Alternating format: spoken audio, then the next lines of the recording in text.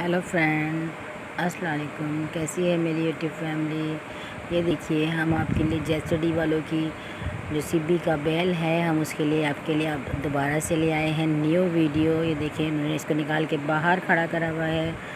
माशाल्लाह माशाल्लाह, सुभान अल्लाह, बहुत प्यारा है, बहुत खूबसूरत है। और देखें आप, 2 सिब्बी के बैल बने हुए हैं और इसकी तो क्या ही बात है। आप देखें, लोग गुज़र रहे हैं तो ये लोग जो आदमी हजरात गुज़र रहे हैं, ये उससे भी ऊंचा है।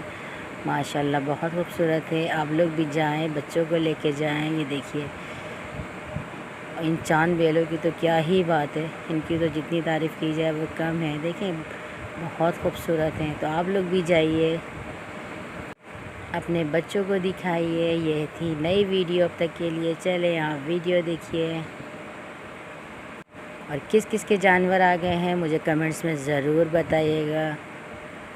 और आप लोग कहाँ कहाँ जानवर देखने गए और आपको किन किन के जानवर देखने हैं, तो आप कमेंट्स में बताइएगा। तो हम आपके लिए बनाएंगे उसकी अच्छी सी वीडियो, ताकि हमारी यूट्यूब फैमिली जो है वो अच्छे से उन्हें देख ले।